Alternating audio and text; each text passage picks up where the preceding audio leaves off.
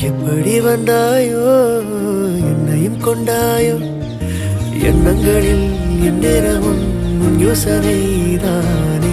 தள்ளாமலே தள்ளாடுற நானே கண்ணாடியின் பிம்பங்களில் நான் இல்லையே நீ